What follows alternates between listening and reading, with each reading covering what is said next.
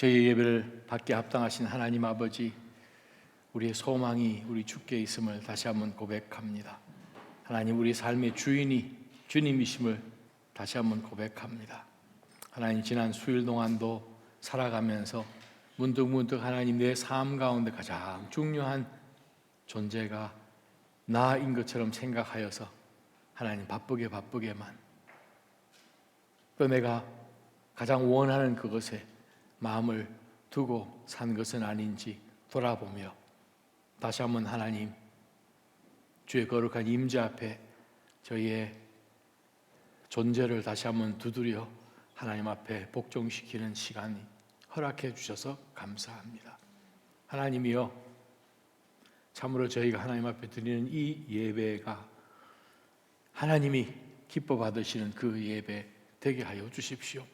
하나님이 기다리시는 바로 그러한 예배 될 수 있도록 하나님, 우리의 온 삶을 온전히 녹아서 하나님 앞에 내어 드리는 바로 그러한 결단의 예배가 되게 하여 주옵소서.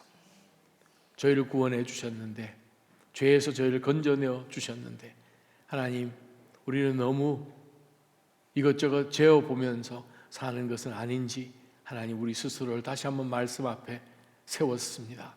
하나님, 오늘 이 밤에 다시 한번 성령께서 저희를 책망하시고 또 위로하시고 또 격려하시고 고쳐주셔서 매일매일의 동행 가운데서 우리의 주인 되신 예수 그리스도를 더 열심히 닮아내는 저희 모두가 되게 하여 주옵소서. 하나님, 아직도 주여 저희가 기도 중에 있는 여러 가지 것들이 있습니다. 하나님, 속히 응답하여 주옵소서. 하나님의 길을 보이시고 주의 뜻이 아니면 막으시고 또 주의 뜻이면 새 길을 저희들 가운데 열어주셔서 저희로 하여금 분명히 기뻐하는 가운데 그 길을 택할 수 있는 용기 있게 하여 주옵소서. 모든 상황 속에서 모든 중요한 결정 선택할 때마다 더 성령 하나님께서 우리를 간섭하여 주셔서 뒤돌아서 후회하는 그러한 어리석음이 아니라 우리 주의 예비하심을 또 발견하는 그러한 놀라운 저희의 믿음의 여정이 될 수 있도록 성령 하나님, 그렇게 저희의 인생을 간섭하여 주옵소서. 오늘 이 밤에 다시 한번 거룩한 주의 백성들 모였으니 위로하여 주시고 이 예배를 통하여 다시 한번 하나님의 저희를 향한 그 놀라운 은혜와 사랑과 언약을 다시 한번 되새겨보는 이 밤이 되게 하여 주옵소서. 하나님만 홀로 영광 받으시기를 간절히 소망하며 우리를 구원해 주신 우리 주 예수 그리스도의 이름으로 감사하며 간절히 기도합니다. 아멘. 할렐루야. 이 시간 다 함께 일어나셔서 우리 사랑하는 믿음의 지체들 좀 인사하시면 어떨까요? 그 자리 좀 나오십시오. 네. 인사 제가 시간을 드리는데 그냥 그 자리에 서 계시는 분 최소한 10분 이상씩 손 좀 꼭 잡아주세요. 오래간만입니다. 오래간만 아닌 것 같이 느껴지더라도 오래간만입니다 하시면서 손을 꼭 좀 잡아주세요. 성함 잘 모르시죠? 성함 좀 물어보세요. 또 오늘 아주 좋은 또 이 손님이 오셨습니다. 손님이 아니라 우리 최용훈 목사님, 네, 졸업식이 있어서 이 멀리 아래 동네에서, 네, 필리에서 여기까지 올라오셨습니다. 얼마나 감사합니까? 네, 손 좀 꼭 잡아주시고, 네. 아이, 참, 우리 목사님께서 우리 교회에서 찬양 인도할 때가 참 엊그제 같은데, 시간이 주여 얼마나 빨리 흘러서, 네, 이렇게 또 새로운 모습으로 또 보는지 모르겠습니다. 할렐루야, 할렐루야. 충분히 인사하셨습니까? 예배 마치시고 우리 또 이쪽 편에 계신 분 최용훈 목사님 인사 못 하셨으면 예배 마치고 꼭 인사하십시오. 네. 이번 주에 골든카워에서 졸업식이 있어서 졸업식 참석차 올라오셨다가 또 물론 일찍 가셔도 되는데 성도님들 꼭 뵙고 싶다고 이렇게 또 참석을 사모님과 함께 온 가족이 하셨습니다. 그래서 얼마나 감사한지. 우리 다음 주말에 전교인 수련회 있는데 캐나다하고 이제 시카고에 있는 사람은 자꾸 뭐 올라 그래서 이제 오지 마라 그랬는데 자리 없다. 할렐루야. 참 우리 교육자들 참 늘 잊지 않고 이렇게 또 찾아주시고 또 함께 또 늘 그리스도 안에서 기억되고 하는 게 얼마나 아름다운지 모르겠습니다. 사역은 재미있으십니까? 그래도 우리 교회가 제일 좋죠? 아유, 옆구리 괜히 찔러봤습니다. 네, 예배 마치시고 다 같이 또 인사하시면 좋겠습니다. 다 함께 일어나셔서 하나님 주신 말씀 함께 받기를 원합니다. 하나님의 말씀은 신약, 구약 한 군데씩 찾았습니다. 하나님의 말씀 먼저는 로마서 12장 1절에서 2절 말씀, 신명기 6장 10절에서 15절까지의 말씀입니다. 한 목소리를 함께 로마서부터 같이 말씀 받으십시다. 그러므로 시작. 그러므로 형제들이여 내가 하나님의 자비하심으로 여러분에게 권합니다. 여러분의 몸을 하나님께서 기뻐하시는 거룩한 산 제물로 드리십시오. 이것이 여러분이 드릴 영적 예배입니다. 여러분은 이 세대를 본받지 말고 오직 마음을 새롭게 함으로 변화를 받아 하나님의 선하시고 기뻐하시고 온전한 뜻이 무엇인지 분별하도록 하십시오. 신명기 6장 10절에서 15절입니다. 한 목소리를 같이 받습니다. 너희 하나님 시작. 너희 하나님 여호와께서 그 땅에 너를 데리고 들어가실 때 너희 조상인 아브라함과 이삭과 야곱에게 맹세해 너희에게 주겠다고 하신 그 땅, 너희가 건축하지 않은 크고 아름다운 성들이 있는 땅, 너희가 채우지 않은 여러 종류의 좋은 것들로 가득 찬 집들과 너희가 파지 않은 우물과 너희가 심지 않은 포도나무와 올리브나무가 있는 땅에서 너희가 먹고 배부를 때 스스로 삼가서 너희를 이집트에서 그 종살이하던 땅에서 이끌어내신 여호와를 잊지 않도록 하라. 너희 하나님 여호와를 경외하고 그분만을 섬기고 그 이름을 두고 맹세하라. 너희는 다른 신들을 곧 내 주변의 민족들이 믿는 신들을 따르지 말라. 너희 가운데 계시는 너희 하나님 여호와는 질투하시는 하나님이시니 그분의 진노가 너희에게 일어나서 그분께서 너희를 그 땅의 지면에서 멸망시키실 것이다. 아멘. 하나님 아버지, 오늘 이 본문의 말씀, 2000년 전 말씀, 3400년 전 말씀, 그러나 21세기에 살아가는 저희들에게도 똑같이 적용되는, 하나님이 변하지 아니하시고 하나님의 말씀이 사라지지 않고 똑같이 하나님의 진리를 저희들 가운데 전달하며 21세기 살아가는 저희들에게 어떻게 우리 주변에 있는 가나안 땅 같은, 가나안의 실족속 같은 바로 그러한 한복판에 사는 저희들이 어떻게 믿음으로 홀로 서야 하는지를 하나님 말씀을 통하여 깨닫고 삶에 적용하며 이 마지막 때에 하나님께서 남겨놓은 남은 자들처럼 살아내는 믿음의 용기들이 있게 하여 주옵소서. 예수님의 이름으로 간절히 기도합니다. 아멘. 자리에 앉아주시기 바랍니다. 새롭게 한번 시리즈를 시작해 보려고 합니다. 이번 선교 여행, 태국 방콕에 있는 그 아박 국제교회와 또 쿠바에 있는 목회자들 훈련하는 그러한 이 시간들을 이제 보내면서 참 많은 생각들을 할 수 있는 그런 여유가 있었습니다. 참 멀리 있지만 그 젊은 학생들이 정말 열심히 나와서 또 일찍 와 교회 청소하는 그러한 또 음식도 준비하고 교대로 돌아가면서 또 남자 아이들이 그냥 설거지도 하고 아주 재밌게 그냥 신앙생활하는. 그러나 거의 대부분의 학생들은, 왜냐하면 그 학교가 3만 명 정도 다니는 학교니까 대부분의 학생들이 전혀 상관없는 그러한 이 대학 생활을 하는 가운데서 정말 그 바쁜 시간들 쪼개어서 나와서 말씀 하나 더 듣겠다고 또 기도하고 또 나 혼자 신앙생활 하는 것이 아닌지 또 확인하고 또 서로 이렇게 손잡고 짝기도도 하고 하는 그런 모습들, 참 이 방콕의 사역도 참 귀했습니다. 또 이 유튜브를 통해 줌을 통해서 이 신용선 목사님 지금 경희대 한방병원에서 지금 치유 지금 리헵 하는 가운데서 또 줌 그걸 통해서 서로 또 인사하고 하는 그 참 이 재미난 그런 시간들을 보냈습니다. 또한 쿠바에 들어가서 그곳에 한 3년 반 전에 세워진 IPBC, Iglesia Presbyterian in Biblica in Cuba 하는 이 개혁주의 개혁 장로교 교단을 이제 3년 반 전에 이제 세워진 바로 그러한 이 아름다운 그 교단 내에서 지금 한 10명 정도 이제 목회자들이 지금 모여서 이번에 제일 7차 총회를 하는 총회라고 해봐야 뭐 우리 한국이나 또 미국에 사는 그런 큰 총회 같은 그런 총회가 아니라 이제 10명밖에 안 되는 이제 목회자들이 모인 거죠. 자, 그것을 이렇게 보면서 참 이건 다른 설명이 따로 없고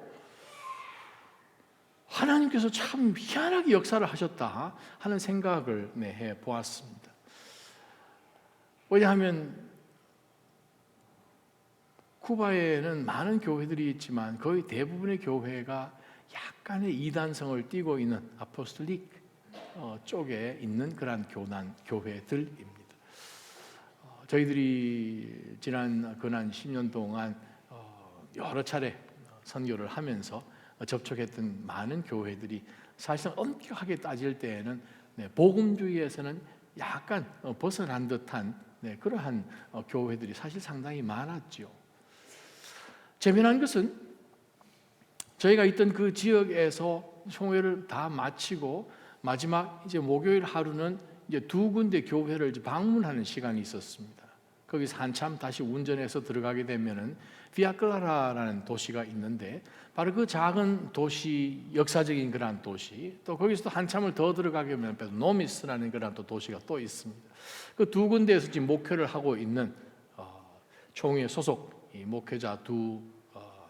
목회자들을 또 그들이 섬기고 있는 그런 교회들을 저희가 방문할 수 있는 그러한 기회를 가졌는데 재미난 것은 이 비아클라라에서 섬기고 있는 그 로베르토라는 목사님입니다. 젊은 이제 30대 중반 되는 목사님인데 그곳에 갔더니 그 부모님이 섬기는 교회가 있었어요. 그 원래 그 아버님 되시는 분이 원래 목수셨고 또 집을 이렇게 건축하고 하는 그러한 비즈니스를 하셨는데 원래 그 몸된 그 교회에서 장로님으로 이제 섬기고 계셨던 거예요. 근데 하나님의 부르심을 늦게 받고 또 신학을 하고 안수를 받아서 그 교단에서 이제 목회를 하는데 그 가정에 이제 로베르토라는 이 아들이 태어난 거죠. 그래서 자기는 태어나서 제일 먼저 기억되는 교회가 바로 이 교회라는 거예요. 사진을 한번 보시면 바로 저기 있는 로베르토 목사님인데 지영범 선교사님이 자신 있게 집중하는 게 이제 한 30분 정도 지나면 너무 힘들다고 이제는 아예 이제 당신께서 이제 스페니쉬 통역을 안 하시려고 그러세요. 그래서 이제 지난번에 로베르토를 한번 부탁을 했더니 통역을 너무 잘하는 거예요. 그래서 계속해서 지금 이분이 지금 이제 통역을 이번에 계속 했는데 이제 로베르토 목사님 이제 제가 영어로 하면 이제 통역을 한 거죠. 이제 로베르토 목사님이 태어나고 자란 교회예요. 근데 저 교회에 지금 담임 목사님이 제 아버님이 목사님 하신 거죠. 자, 그 다음 사진을 보면 이제 그 교회를 이제 30여 년에 지은 거예요. 아버지가 이제 이 교회 짓는 제일 앞장서서 이제 교회를 짓고 또 그 다음 보면 이제 예배당 강단 앞에 이제 강단이고요. 뒤에서 이제 찍었고 한쪽 귀퉁이에는 지금 이제 지영범 선교사님이랑 그 아버님 목사님이 지금 대화 나누는 내용까지 이렇게 좀 크게 지금 찍은 내용입니다. 바닥에 보게 되면 솔로 크리스토 살바라는 말이 찍혀져 있습니다. 보통 교회에서 잘 보기 힘든 그러한 특별히 쿠바에서는 절대 볼 수 없는 그래서 제가 이 연유를 물어봤습니다. 이게 왜 여기 있냐고. 구원은 오직 그리스도에게 그 뜻입니다. 아버지가 속해 있는 그 교단이 장로 교단이긴 한데 신학교도 있고 쿠바 내에서. 그런데 굉장히 리버럴한 거예요. 그런 가운데서 아들이 성장을 하면서 왜 이 교단에서는 가르치는 것이 이상한가? 성경 말씀하고는 너무 동떨어진 너무 리버럴한데 너무 자유신학인데 복음주의가 전혀 아닌데 이거 무엇인가 하는 그러한 것을 가지고 조금씩 그 마음 가운데 들끓기 시작하는 거예요. 그러한 가운데서 본인이 이제 안수를 받고 목회를 하는 가운데서 이제 교단 모일 때마다 이건 아니지 않습니까? 왜 말씀에서 벗어납니까? 말씀은 그렇게 이야기를 하지 않는데 지금 하시는 말씀은 거의 가톨릭 같네요. 뭐 그런 얘기를 이제 자꾸 하다 보니 이제 교단에서 그러면 나가서 사역해라 하고 쫓아내버렸어요. 아버지한테 왔습니다. 아버지 이런 일이 있었습니다. 아버지는 너가 생각하는 거 다 옳다고 생각한다. 나도 그렇기 때문에 내가 이 교단에 속해 있지만 내가 이제 은퇴 얼마 남지도 않은데 내가 너를 같이 따라 나갈 수는 없는 것이고 이 교단에 남아있는 한 나는 계속해서 우리가 30여 년 전에 이 교회를 장로로 섬길 때나 지금 목회자로 섬길 때나 구원은 오직 예수 그리스도 하나밖에 없는 것이고 말씀 위에 우리는 서야 함을 나는 지금도 선포해서 사실 저 사람들 눈에는 내가 눈에 가시다 하는 이야기를 한 거예요. 자, 그 아들 로베르토 목사님은 이제 자기가 섬기는 교회에서 쫓겨나고 교회당도 교단에서 다 가져가 버리고 이제는 본인이 따로 나와서 아주 어렵게 이제 목회를 시작합니다. 그러한 가운데서 아니 이 쿠바 내에는 모든 교회들이 그렇다 하더라도 모든 성도가 그런 건 아니지 않습니까? 하나님 기도하는 가운데서 정말 복음적인 개혁주의적인 그런 신앙을 가진 그러한 교회, 그러한 목회자는 없는 것입니까? 하는 가운데서 이제 각자가 이제 기도를 하는데 여러분 지금 우리 총회 지금 10명이잖아요. 선교사님 빼고 9명.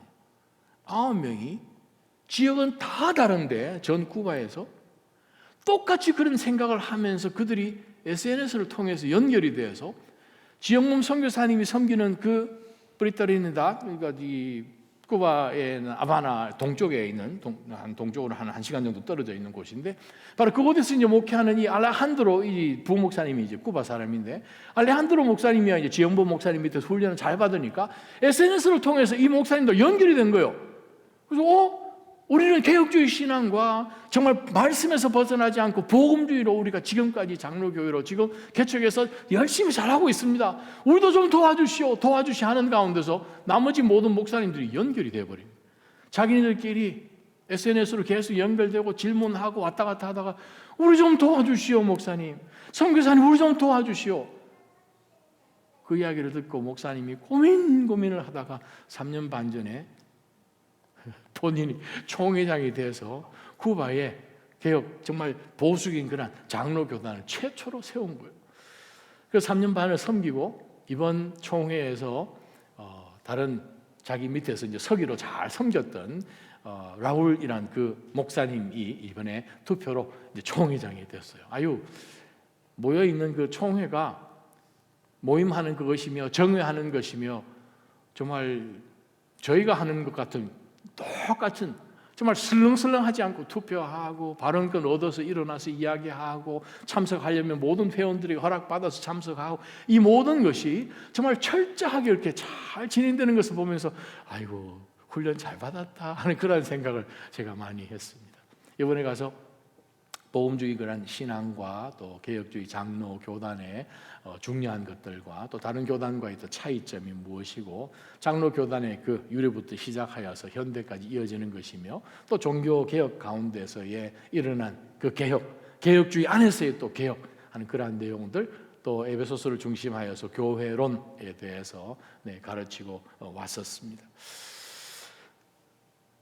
그렇게 시간들을 보내면서 제가 계속해서 던지는 그 질문이 아유 참 이 사람들 참 희한하다. 물론 하나님이 참 희한하시다 그 뜻이잖아요. 아니 이 사람들 가운데서 무슨 갈등이 있어서 그들이 유일하게 내가 말씀 가운데 써야겠다. 정말 500년 전에 목숨을 아끼지 아니하고 많은 사람들이 또 순교를 당하고 복음을 지키면서 성경으로 다시 되돌아왔던 바로 그러한 운동했던 것처럼 정말 그 아무것도 없는 그 쿠바에 내가 하나님의 말씀대로 바로 사는 말씀을 그대로 선포하는 자유주의 그러한 신앙 같지 아니하는 그러한 올곧은 그러한 신앙으로 바로 서야 되지 않는가 하고 생각하는 그 목회자들이 서로 알지도 못하는데 모여졌다는 거 여러분 이거는 하나님의 섭리라고 밖에 설명이 안 됩니다. 어떻게 그러한 갈증이 서로 있어서 그렇게 연결이 되어서 정말 그들이 만났을 때 정말 눈물로 헉을 하고 각자의 삶 가운데서 외롭지만 담대하게 믿음을 지키고 그 신앙을 가르치는 것을 저희들이 참 보았습니다. 얼마나 귀한지 모릅니다. 우리가 신앙생활을 해나가는 가운데에서 사실상 우리를 가장 힘들게 하는 것들 중에 하나가 프레셔죠. 그것도 peer pressure. 그리스도인들의 삶이라는 것은 굉장히 독특하다고도 할 수 있습니다.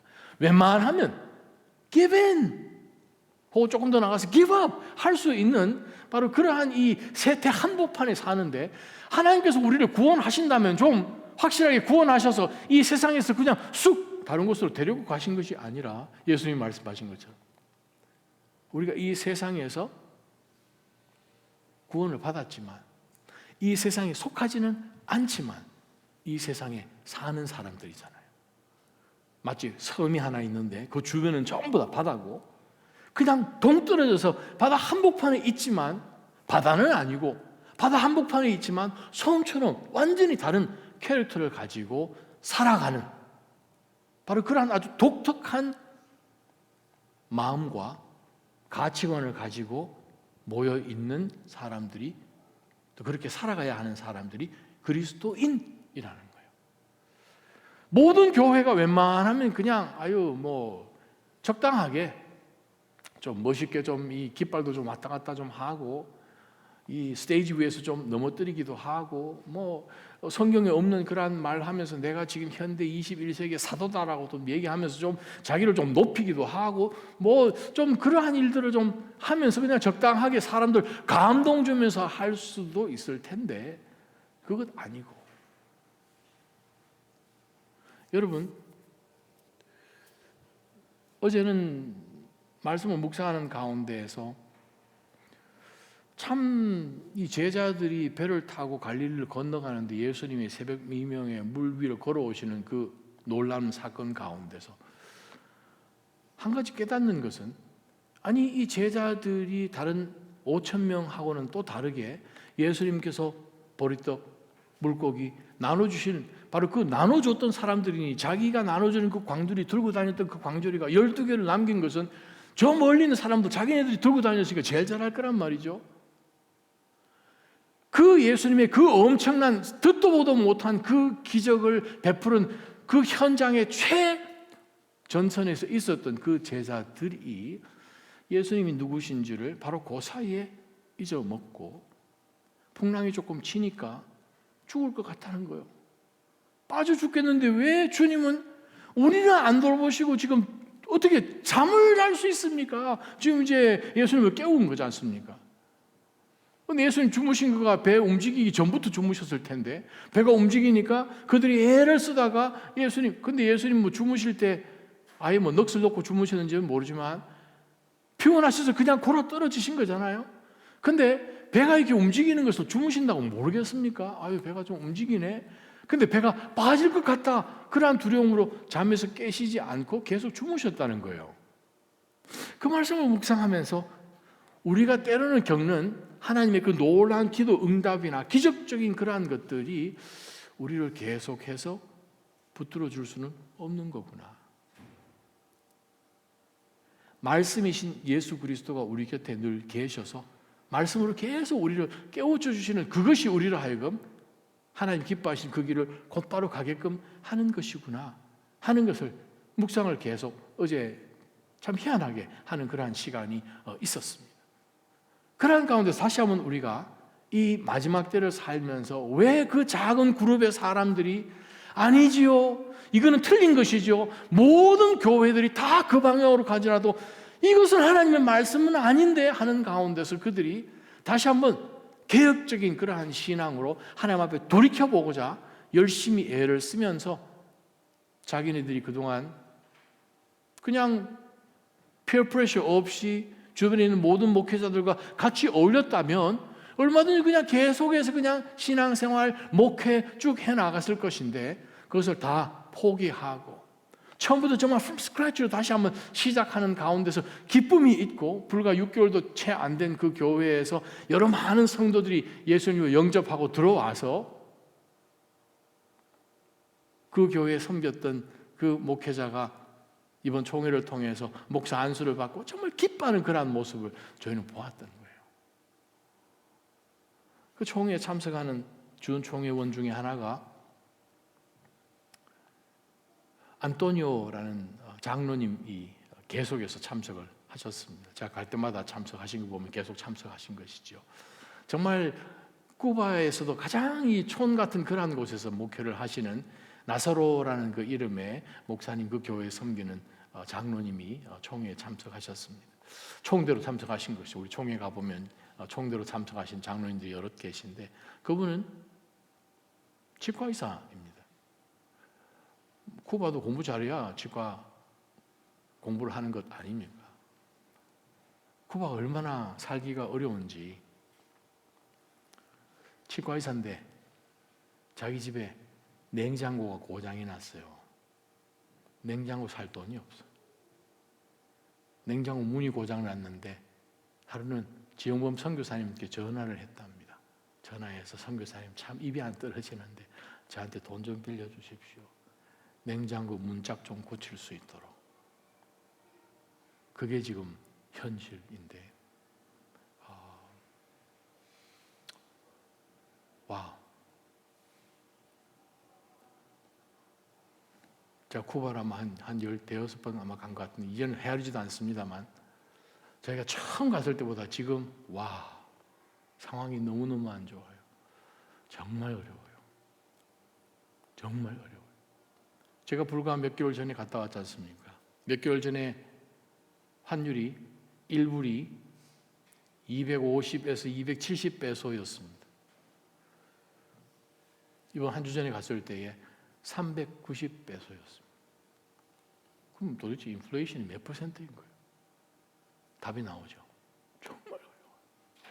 그러한 가운데서 웬만하면 편하게 그냥 전체적으로 go with the tide, 그냥 흘러가듯이 할 수 있을 것 같은데 다르게 살아야 되겠다는 거예요. 어떻게 보면 믿음의 홀로서기를 해야 되겠다는 거예요. 내 주변의 모든 사람들, everybody's doing it 이란 표현, 우리가 이 나이키 하는 것처럼 그렇게 하는 가운데서 no!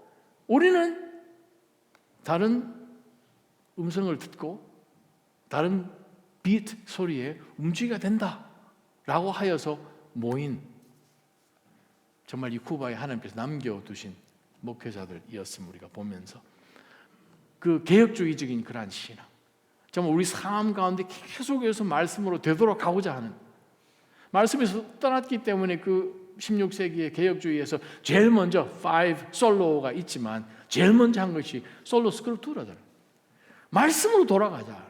말씀이 그냥 너무 그러지 않았으니까, 말씀을 너무 곡해를 했으니까. 그러한 가운데서 다시 우리가 이 마지막 때를 살면서 어떻게 우리가 신앙, 믿음 홀로서기 하듯이 우리 주변의 많은 세상의 가치관들 우리를 흔들려고 하지만 우리는 과연 어떻게 살아야 하는지를 두 군데 말씀을 통해서 한번 들여다보려고 합니다. 1절 2절 보게 되면 로마서 12장에 그러므로 형제들이여 지금까지 바울사도로 로마 교회에 우리가 구원받았으니 어떻게 살아야 하는지를 설명해 주기 위해서 근본적인 신학적인 문제들을 먼저 다루죠. 우리의 죄의 문제를 다루고 구원의 문제를 다루고, 또 구원받고 그냥 살면 됩니까? 그것이 아니고 우리가 거룩한 하나님의 사람들 이 땅에 어떻게 성화되어가는 모습으로 순종하는 것을 통해서 보여질 것인지, 바로 그 성화에 대한 내용을 설명을 하죠.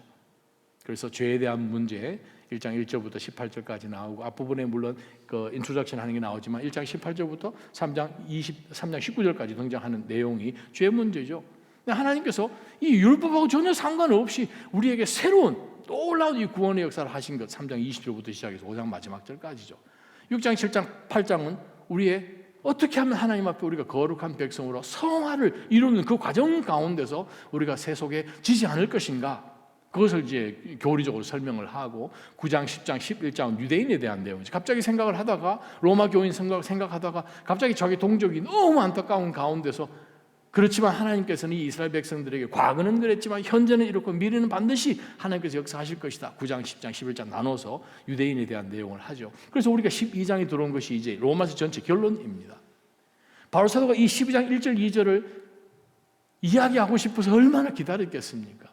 제일 첫 번째 그가 하는 말씀이 이렇습니다. 형제들아, 내가 하나님의 자비하심으로 여러분에게 권면합니다. 아주 심각한 내용인 거죠. 무엇을 그가 권면했는가 보니 여러분의 몸을 하나님께서 기뻐하시는 거룩한 산 제물로 드리십시오. 자, 제물은 죽어야 됩니다.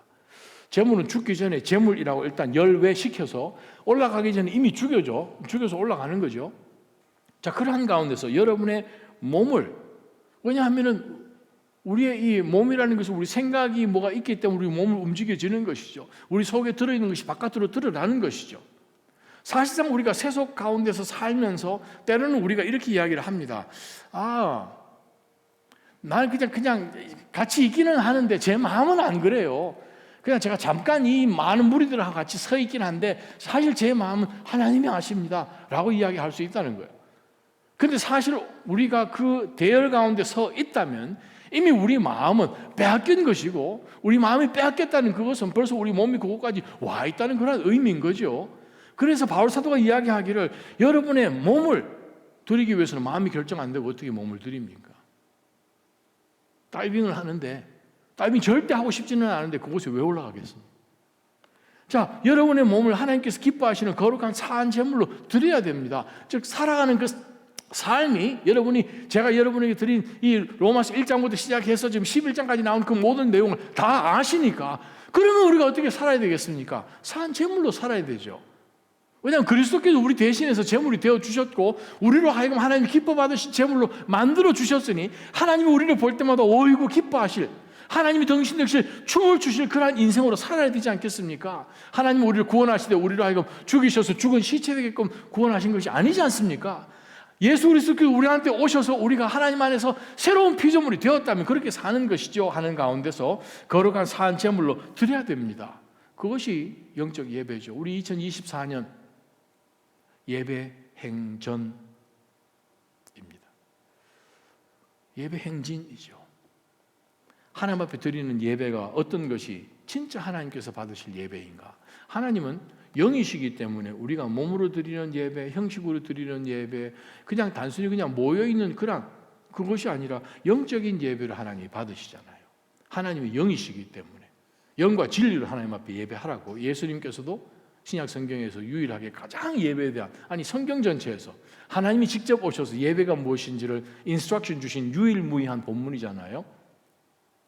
바로 거기에서 우리가 보듯이 바울 사도는 우리가 하나님 앞에 드릴 예배가 바로 내 삶이 하나님 앞에, 즉 주변에 있는 모든 세상 세속과 같이 연결되어서 세상 같이 물들어서 살아가고 있는 그것이 아니라, 우리는 살아있지만 하나님 앞에 제물로 늘 드려지는, 계속 불타올라야 되는 번제물 올라, 불을 붙이면 연기가 하늘로 올라가잖아요. 히브리 말로 번제라는 단어가 올라거든요.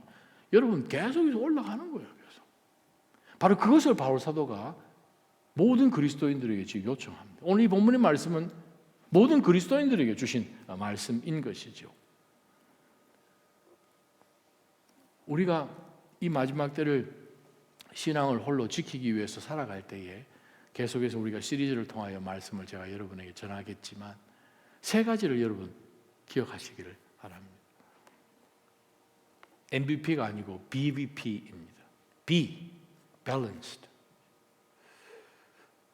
한쪽으로 치우치면 안 되겠죠. 우리가 이 세상에 산다는 그 자체를 잊어버리면 practical하지가 않잖아요.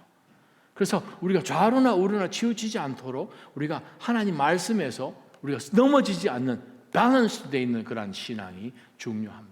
또한 우리의 믿음 홀로서기라는 신앙은 영적인 전투이기 때문에 영적 전투에서 무조건 이겨야 됩니다. 빅토리죠. 무조건 이겨야 됩니다. 사탄과의 그 싸움 가운데서 우리가 얻어 터지고 하는 그러한 신앙이 아니라 어떤 상황 속에서 얼마든지 이겨낼 수 있는, 공격을 하게 되면 얼마든지 우리가 막 정도가 아니라 사탄의 모든 공격들을 이겨낼 수 있는 바로 그 신앙이 프로액티브한 신앙이잖아요. 그냥 수동적인 신앙이 아니라 더 능동적인 그러한 신앙으로 우리가 살아가는 그것이 바로 이 마지막 때에 주변의 모든 이방 민족들 가운데 사는 것 같은 우리에게 성경이 요구하시는 말씀이라는 거죠. P는 무엇입니까? 포지티브요. 어떻게 하면은 절망하고 이 상황 속에서 내가 그냥 묻어서 그냥 갈 것인가? 그냥 패시브하게 할 것인가? 그게 아니고 아니, 하나님께서 나에게 목적을 갖고 이곳에 보내셨다면, 그러면 하나님, 내가 이 방향 가면서 하나님 앞으로 어떤 일 하실 건데요? 하는 가운데서 아주 긍정적인 그러한 마음을 가지고 우리가 이 마지막 때를 사는 것이 바로 믿음으로 홀로서는 성도가 나아가야 되는 방향입니다. 그래서 계속해서 이 시리즈를 하는 가운데서 여러분 그 세 가지를 절대 놓치지 말기를 바랍니다. 신앙으로 우리가 어떻게 하면 말씀 가운데서 좌우로나 우로나 치우치지 않는 균형 잡히는 신앙을 할 것인가? 영적으로 승리할 수 있을 것인가? 늘 긍정적인 마음을 말씀 가운데서, 그렇지, 하나님이 내 편이시지 하는 가운데서 어떤 선택을 할 것인가 하는 그것을 늘 마음 가운데 두시기를 간절히 소망합니다.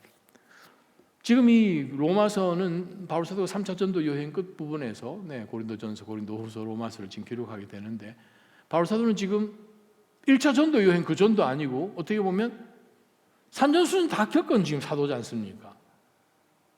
정말 1차 전도 여행 가운데 2차와 3차 가운데서 얼마나 많은 정말 아주 혹독한, 다른 어떤 사도들과 비교도 할 수 못할 것 같은 그런 것을 경험하면서 성도들에게 꼭 있어야 될 것이 이것이겠구나 하는 것을 분명히 깨달았으니, 우리의 모든 신학을 압축한 것 같은 이 로마서에서 우리에게 주는 프랙티컬한 그 메시지 2절 부분에 두 가지를 주죠.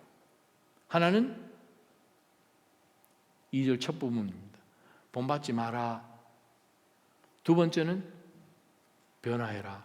두 가지밖에 없어요. 명령문이. 본문도 마찬가지. 본받지 말고라는 것은 정확하게 표현하면 마스크 쓰지 마라 이 뜻입니다. masquerading이라는 뜻인데, 헬라 원어가. 그 말은 사실 자기는 이 세상에 속한 사람이 아니면서 마치 이 세속에 속하는 사람처럼 그냥 슬그머니 가면 하나를 호주머니에서 쓱 꺼내서 내 앞에 이렇게 해가지고 나도 너 편이야 라고 그렇게 하는 그런 의미입니다. 우리 주변에 정말 많은 가치관들이 있죠. 주변에 뭐 대부분 가치관이라고 하게 되면 크게 많은 학자들이 하는 것이 네 가지죠. 출세, fortune. 두 번째, 명예, fame. 세 번째, 권력, power. 네 번째, 쾌락, pleasure. 2F's, 2P's. 기독교 사회학자들이 그리스도인들을 공격하는 루트가 네 군데라는 거예요. 물질적인 것, 자기의 명성, 또 권력, 개인의 쾌락. 그것 가지고 우리의 마음을 사단이 아주 교묘하게 우리를 공격해서 빼앗죠. 그런데 바울 사도는 그 모든 것을 다 알고 있는 가운데서 우리에게 이 말씀을 주십니다. 우리가 살고 있는 세대를 본받지 말고, 우리가 살고 있는 세대에 따라하지 말고, 그게 몰두되지 말고, 오직 마음을 뭐로 새롭게 하겠습니까? 해 아래 새 것이 없다고 말씀하시는데 뭐가 새롭습니까? 해 위에 있는 게 새로운 거잖아요. 그죠? 그럼 그것은 무엇입니까? 위의 것이죠. 하나님께로부터 나리치는 거죠. 하나님께서 우리에게 무엇을 주십니까? 무엇을 새 것을 보게 하십니까? 성령을 통해서 우리 가운데 주신 하나님의 말씀이 새 것이 되어서 하나님의 그 말씀이 우리 가운데 옴으로, 새롭게 함으로, 마음을 새롭게 함으로 변화를 받으라고 합니다. 변화는 우리가 변화한다고 되지 않지요. 하나님이 하시는 변화죠. 하나님이 하시는 그 변화에 순응하는 것이죠. 변화하라라고 말씀하시니 우리는 순종하면서 그 길을 가는 것이죠. 그렇게 해야 우리가 정말 바다 한가운데 사는 듯한, 남들 절 흉내내지 않으라고 기독교인들은 왜 그렇게 편협합니까? 아니 천국 가는 길이 그것밖에 없습니까? 하는 이 마지막 시대에 살면서 거의 대부분의 기독교 교단들이 WCC에 들어가 있지 않습니까? WCC가 요구하는 게 뭡니까? 모든 종교는 똑같은 거죠. 잘 살면 되지 않습니까? 남 해 안 끼치고 자기 나쁜 짓 아니야 하고 선하게 살면 천국 가는 길이 많지 않습니까? 그거 인정하는 모든 교회들이 WCC에 다 들어가 있습니다. 여러분 한번 구글해 보셔서 어떤 교단들이 들어가 보셨는가, WCC에 들어가 있는가를 보시면 깜짝 놀라실 것입니다. 그게 지금 우리가 살고 있는 시대입니다.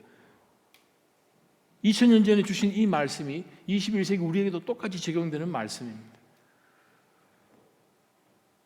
모든 사람이 다른 길을 가더라도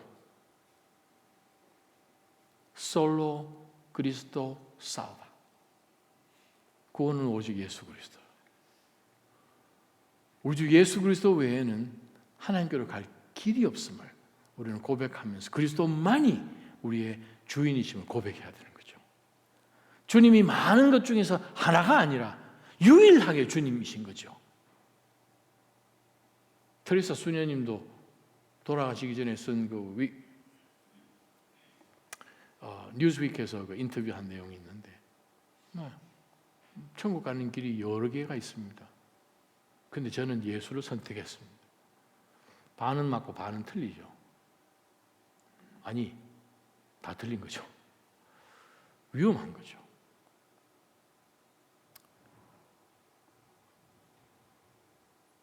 동성애에 어떻습니까? 사랑하면 되지. 사랑은 고귀한 것 아닙니까? 성경에 보세요. 사랑에 대해서 고린도전서 13장 전체를 할애했지 않습니까? 이렇게 얘기하면 어떻게 되겠습니까? 하나님 우리 가운데 자유의지를 주셨으니 남 해꾸지 하는 것도 아닌데 자기의 하나님께서 만드신 창조물을 따라서 그냥 just enjoy yourself 한다면 어떻게 괜찮습니까? 남 해꾸지 않았는데 alternative lifestyle입니까? 그게 어떤 병적인 겁니까? 그럼 하나님이 잘못되셔야 되죠. 아니 병 걸렸는데 하나님께서 막 저주하셔가지고 병 걸렸는데 하나님이 천국 못 간다고 이야기하시면 그거 이상한 거잖아요. 정말 우리가 오늘 이 말씀을 다시 한번 우리에게 되새겨보는 것은 하나님께서 선하시고 기뻐하시고 온전하신 뜻이 무엇인지를 분별하지 않으면 우리는 이 세상의 가치관 가운데 훅 한순간에 간다는 거예요. 그 이야기를 우리가 신명기에서 똑같이 발견하기 때문에 제가 여러분에게 신명기 말씀을 함께 읽도록 하였습니다. 신명기 6장은 신명기에서 제일 중요한 것이고 신명기는 모세 오경에서 제일 중요한 거죠. 구약 학자들한테 창세기부터 말라기까지 어떤 주석 쓰고 싶냐 그러면 너나 나나 할 것 없이 신명기라고 이야기할 것입니다. 제일 중요하고 모세오경 중에서 제일 중요하고 자, 그 신명기에서 제일 중요한 것이 6장입니다. 특히 6장 4절은 유대인들로 태어나가지고 제일 먼저 배우는 유치원에서 배우는 노래가 내 6장 4절이잖아요. 시마 이스라엘 하는 거. 자, 근데 그 컨텍스트가 끝나자마자 시작되는 것이 바로 10절입니다. 10절부터 15절이 모세가 이스라엘 백성들에게 정말 중요하여서 수천 년이 3,400년이 지났는데도 불구하고 아직까지 그들이 암송하고 있는 신명기 전체에서 제일 중요한 장인 6장에서 쉐마를 지나가고 났는데 그것을 설명하는 구절이 시작하는 것이 10절인데 오늘 저와 여러분 읽은 것이 10절부터 15절까지 내용이 우리가 읽었던 로마서 12장 1절 2절과 똑같습니다. 자세히 보시면 이렇습니다. 너희 하나님 여호와께서 그 땅에 너희를 데리고 들어가실 때, 즉 우리가 이집트에서 종살이 하다가 구원받아서 가나안 땅 들어가는 것, 우리가 죄의 종이 되어서 살다가 이제 하나님의 백성이 되어서 하나님 나라로 들어가서 살게 되는 이 땅 가운데서 너희 조상인 아브라함과 이삭과 야곱에게 맹세해서 너희에게 주시겠다라고 하신 그 땅, 우리가 우리 힘으로 구원받은 것 아니잖아요. 또 우리가 얻는 그 모든 축복들이 우리가 선하여서 얻은 것 아니죠. 정말 우리가 선하여서 저렇게 이쁜 딸내미 주신 것도 아니고 정말 우리가 선해서 받을 만하여서 우리가 하나님 앞에 얻은 것이 단 하나도 없는데 하나님이 지금 가나안 땅 들어가서 살아야 되는 이 이스라엘 백성들에게 모세가 죽기 바로 직전에 40일 동안 광야에 세워놓고 이 모압 평지에서 이스라엘 백성들에게 3번에 걸쳐서 아주 강력하게 확실하게 해둔 메시지가 신명기잖아요. 신명기는 이 이스라엘 백성들이 출애굽하지 않은 이 광야에서 태어난 세대에게 주시는, 그들이 출애굽할 당시 없었기 때문에, 안 태어났기 때문에 주신 메시지잖아요. 마치 이것을 통해서 너네 조상들, 아버지, 할아버지들이 경험한 이 모든 것들을 내가 설명할 테니까 그거 다 듣고 들어갈 때 분명히 알아라. 지금 그 얘기가 신명기 말씀이잖아요. 그래서 너희들이 들어가게 되는데, 들어가게 되면 가나안이란 땅이 어떤 땅인가? 우리가 예수 그리스도를 통해서 구원받아서 우리 가운데 허락되어진 이 놀라운 은혜를 이 땅 가운데 살면서 우리는 한순간에 하나님으로부터 받는 어떤 영적인 축복과 우리가 이 땅 가운데 살면서 얻는 모든 축복이 어떤 한순간 이것이 다 믹스업 돼가지고 이 모든 것이 마치 하나님이 우리 가운데 은혜로 다 허락해 주셔서 we could enjoy it 하는 것처럼 느끼게끔 살아가도록 세상은 우리를 만들고 있어요. 사단이 우리를 공격하는 가운데서 세상도 좋고 파워도 좋고 money 좋고 fame 좋고 power of course 그렇게 생각하는 것이 우리가 살잖아요. 그런 것 때문에 신앙도 버리는 것 우리가 얼마나 많이 봅니까? 바로 그러한 이 시점에 서 있는 이스라엘 백성들에게 강만 건너가기만 하면 이 가나안 7족속들이 기다리고 있는데 너희들이 그 한복판에 들어가서 살 때에 어떻게 살아야 하는지를 어떻게 믿음으로 홀로 서야 하는지를 하나님께서 모세를 통해서 주신 이 말씀을 우리에게도 똑같이 오늘 이 밤에 주신다는 것입니다. 너희에게 주겠다고 하는 그 땅, 너희가 건축하지도 않은 그 아름다운 성들이 지금 이미 만들어져 있는 땅, 우리가 그 성읍을 짓겠다고 벽돌 한 장 올리긴 했습니까? No. 그냥 가보니까 하나님께서 예배 두신 거예요. 이거 그냥 감사합니다 하고 받아야 되는데 또 11절에 너희가 채우지 않은 여러 종류의 좋은 것들, 가득 찬 집들, 너희가 또 파지 않은 우물들, 너희가 심지도 않았던 포도나무와 올리브나무가 있는 그 땅에서 너희가 인조이하고 있을 때, 먹고 배부르고 있을 때 모든 것이 이제 점점 더 편안해졌다는 거죠. 처음에 여러분 미국 올 때 어떻게 오셨습니까? 서울 미대사관에서 인터뷰할 때 여러분 어떻게 하고 오셨습니까? 처음 이 미국 땅에 도착할 때 어떤 마음이셨습니까? 혹시 before and after가 바뀌지 않았습니까?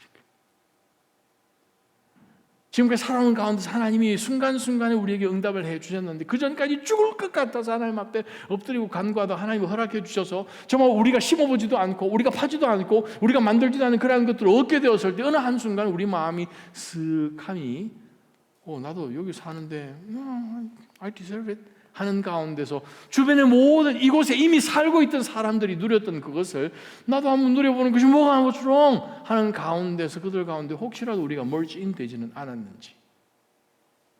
신앙의 홀로서기라는 것은요, 우리가 어느 시점에서 하나님을 만났던 간에 정말 하나님 한 분만 붙들고 우리가 주변의 세상의 그 큰 그 네 가지의 가치관에 우리가 휩쓸리지 않고 살아가는 것이죠. 그래서 하나님이 이스라엘 백성들이 요구한 것은 딱 한 가지입니다. 12절 너희가 먹고 배부를 때 스스로 삼가서 너희를 이집트에서 그 종살이하던 땅에서 이끌어내신 여호와를 잊지 않도록 하여라. 내가 했다라고 절대 생각하지 말라는 거죠. 내가 이 땅 가운데 추구했기 때문에 이것은 내 것이고 내가 얼마든지 인조할 수 있습니다. 내가 누릴 수 있습니다. 내가 소유할 수 있습니다. 다른 세상 사람들이 추구하는 것처럼 나도 똑같이 추구해서 그것을 취할 것입니다 라는 것처럼 생각하는 것이 바로 이 세상을 본받는 것임을 성경은 우리에게 말씀하고 계시다는 거예요. 오히려 그것보다는 이스라엘 백성들을 그 땅 가운데 보내신 이유가 무엇입니까? 그들이 정말 자기 직접 한 것도 전혀 아닌데 하나님께서 그들 가운데 이미 들어오시기도 전부터 500년 전에 아브라함에게 약속하신 그 약속들을 하나님은 기억하셔서 이스라엘 백성은 잊었지만 그 약속을 이루시고 끌어내시고 하나님께서 목적을 갖고 그 땅 가운데 모든 민족들 앞에서 제사장의 나라처럼 예수 그리스도를 증거하는 하나님의 구원을 증거하는 그 백성으로 들어가서 우리는 아무것도 아닌데 여러분들하고 비교하면 우리는 가장 부족한 민족이었는데 하나님은 우리를 이렇게 만드셨습니다. 그러니 당신 하나님 믿으셔야 됩니다 하는 그러한 믿음으로 살게끔 우리를 믿음의 홀로 서기로 해서 구원받지 못한 주변 사람들 구원받도록 해야 되는 그 일인데 우리가 구원받은 사람들이 구원을 마치 잃어버리는 것처럼 그 사람들처럼 그들의 한 무리들처럼 살게 되지 않도록 여호와 하나님께서 말씀하십니다. 여호와를 잊지 않도록 하라. 그래서 사실 우리의 신앙은 예배로 다시 한번 회복돼야 됩니다. 너희 하나님 여호와를 경외하고 하나님을 어떻게 경외하십니까? 어떻게 하나님을 두려워하십니까? 우리가 오늘 또 어제 계속해서 엘리야 묵상하는 가운데서 오바댜도 묵상하고 오바댜가 어떤 삶을 살았고 또 엘리야는 어떻게 순종했고 근데 우리는 보았습니다. 어떤 두려움이 가장 두려움입니까? 내 목숨을 잃는 것이 두려움입니까? 내가 가지고 있는 것을 잃어버리는 것이 두려움입니까? 아니면 하나님이 진짜 경외의 대상이십니까? 그래서 하나님께서는 모세를 통해서 이렇게 말씀하신 너희 하나님 여호와를 경외하고 그분만을 섬기고 그 이름을 두고 맹세하듯 살아라 그 말입니다. 너희는 다른 신들을 곧 내 주변의 민족들이 믿는 신들을 따르지 마라라는 말씀이 오늘 우리가 보았던 로마서 12장 2절 말씀이에요. 이 세상을 본받지 말라. 우리가 살고 있는 이 세상 주변에 있는 것들을 본받지 말라는 거. 쭉 보면서 그 사람들 어떻게 사는지 어디에 사는지 그런 거 보지 말라는 거예요. 왜? 우리는 이 땅에 사는 사람이 아니라. 여러분 저와 똑같으신지 모르겠습니다. 여행 가면 숙소를 정하시지 않습니까? 뭐 호텔을 하든 모텔을 하든 어떻게 짐 챙겨서 이제 뭐 비행기를 타든 차를 타든 이렇게 나가시면 뒤도 안 돌아보고 나가십니까? 그러시면 여러분 참 믿음이 좋으신 분이고 저는 이상하게 자꾸 돌아다 보여요. 문 앞에 가방 세워놓고 다시 들어갑니다. 이불도 괜한 이불 그냥 다시 한번 뒤져서 혹시 밑에 뭐 놔두고 있는 거 없는지 이 찝찝해요. 왜요? 내 집이 아니니까. 다시는 안 올 집이거든요. 한 번 가면 안 올 집이잖아요. 근데 우리가 살고 있는 집은 어떻습니까? 아이 뭐 저녁에 가면 되지 뭐 이렇게 생각하는데 집이 아닌 경우는 그것처럼 정말 우리의 마음이 우리 주 예수 그리스도께서 만드신 우리의 본향을 우리 마음 가운데 두고 있다면 본향에 계시는 우리를 위해서 집을 마련해 두신 우리 주 예수 그리스도께서 계시고 또 오셔서 우리를 데리고 가신 그분이 지금 우리를 바라보고 계시는 그 하나님 나라를 우리가 소망할 때에 우리는 가치관이 하늘의 가치관으로 살아야만 하는 그렇게 팔자가 바뀐 사람들입니다. 사랑하는 나자님 성도 여러분, 믿음으로 우리는 홀로 사십시다. 홀로 서기 해야 합니다. 정말 척박하고 모든 사람이 손가락질하고 모든 사람이 그냥 악수도 하지 않으려고 당신은 엑스커뮤니케이트 된 것처럼 그렇게 아예 쫓아내버린 그런 가운데서 그리스도 한 분만 있으면은 more than enough 라고 생각하면서 그들의 믿음으로 홀로 서는 그런 모습들을 보면서 제가 얼마나 부끄러웠는지요. 다시 한번 사랑하는 나자님 성도 여러분, 믿음으로 홀로 서십시다.